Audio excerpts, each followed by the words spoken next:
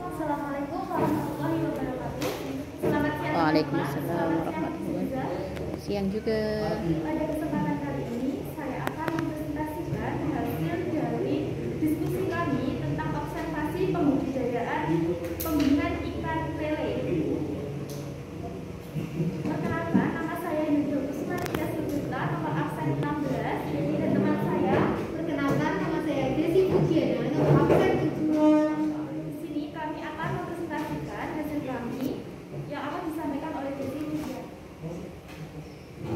Kemudian saya akan menjelaskan sedikit tentang pembudidayaan ikan lele. Nama latinnya ikan lele yaitu Clarias blantatus. Ciri-cirinya yaitu seperti pada gambar, memiliki tubuh yang memanjang, memiliki tubuh licin, kemudian memiliki warna di punggungnya warna hitam, dan pada warna perutnya seperti warna putih keabu-abuan. Kemudian memiliki kumis yang disebut misai atau juga disebut patil yang mencuat dari mulutnya. Kemudian ikan lele merupakan jenis ikan konsumsi air tawar, yaitu perairan kering seperti danau, sawah, kolam terpal seperti pada gambar tersebut. Kemudian juga sungai Tenang. Juga memiliki nama masing-masing pada daerahnya. Ikan lele bersifat nokturnal, bisa mencari makanannya pada malam hari. Kemudian juga berdasarkan kebiasaan makan, lele tergolong menjadi hewan karnivora yang memiliki sumber makanan utama dari bahan hewani. Contoh makanan lele seperti cacing, bekicot, keong, siput, kemudian ikan kecil, serangga, dan lain-lain. Ada juga makanan khusus untuk lele yaitu yang disebut dengan pel. Kemudian segmen usaha budidaya ikan lele terbagi menjadi 3, yaitu yang pertama pembenihan, yang kedua pendederan, yang ketiga adalah pembesaran ikan. Inti dari pembenihan tersebut yaitu pembenihan lele memakan waktu 8-9 minggu sejak benih menetas.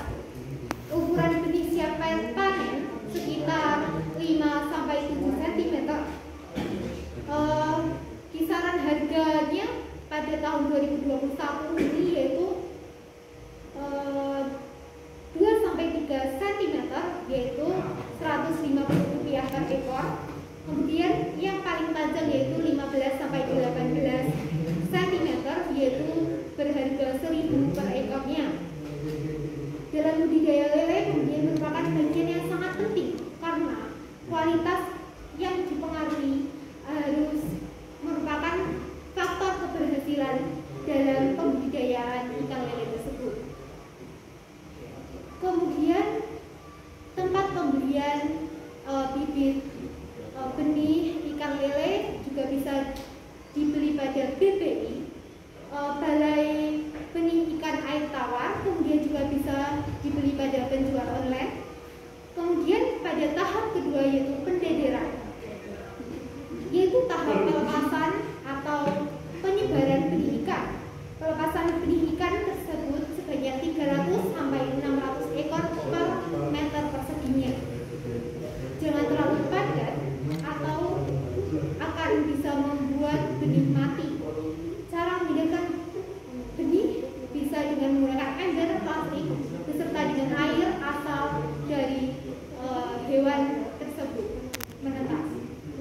Kemudian pembesaran ikan terbagi, saya akan menjelaskan 2, yaitu pemberian ikan dan pengaturan air.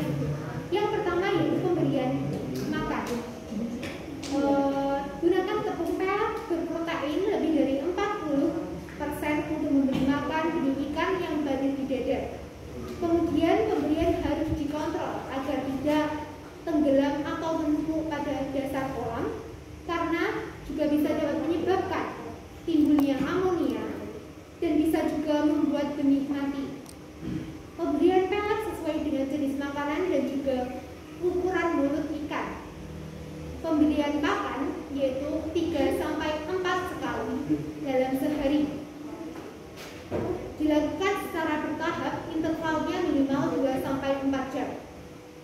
Pengaturan airnya yaitu dibersihkan setiap 4-6 kali dalam atau juga menyesuaikan kondisi kolamnya.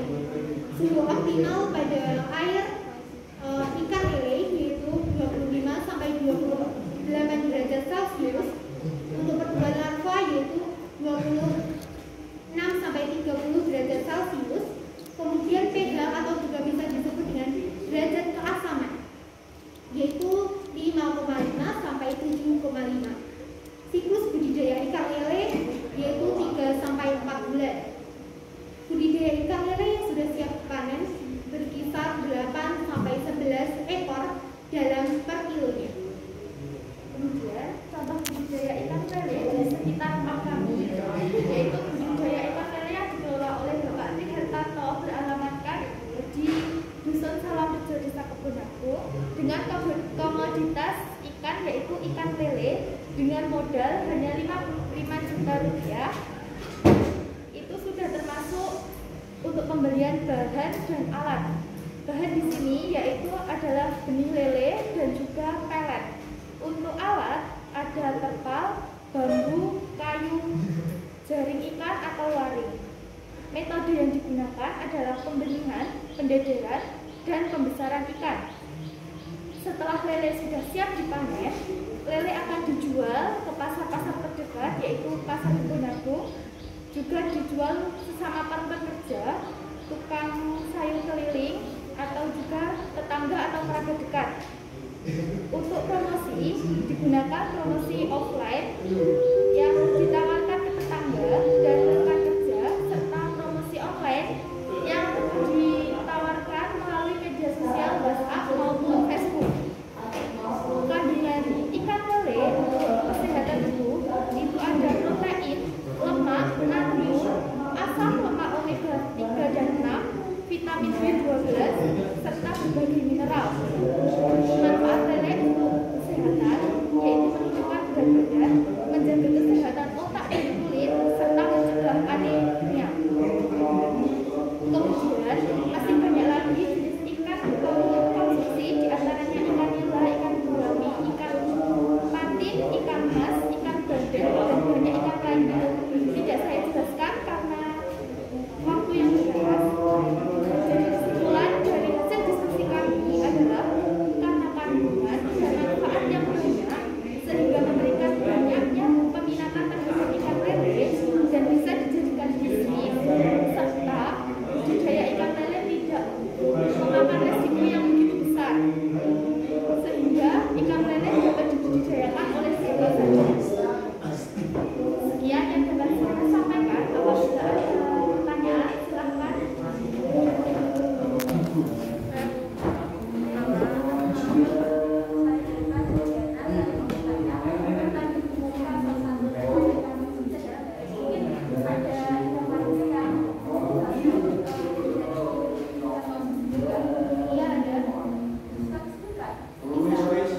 Contoh ikan yang bisa diolah atau bisa dikonsumsi yaitu antara lain ikan nila, gurami, bawal, emas, patin, dan jenis kakap, tuna, dan lain-lain.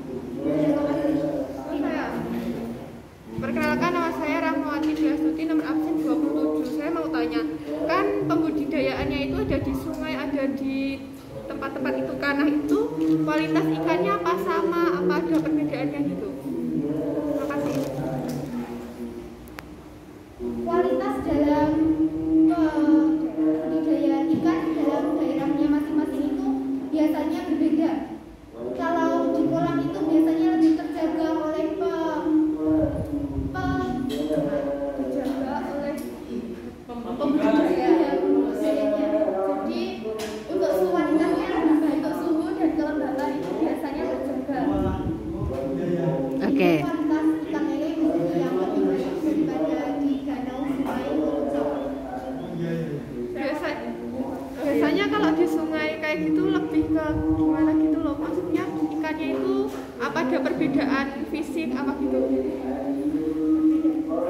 Adakah perbedaan antara di kolam, budidaya di kolam dan sungai? Untuk di kolam biasanya itu kan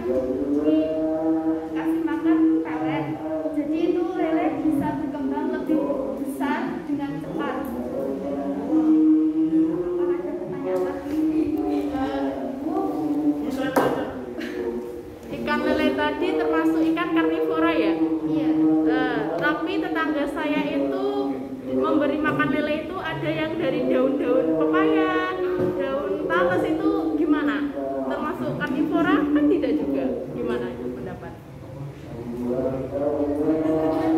Oke, sambil dipikirkan. Tadi ada satu lagi pertanyaan. Kenapa memilih lele?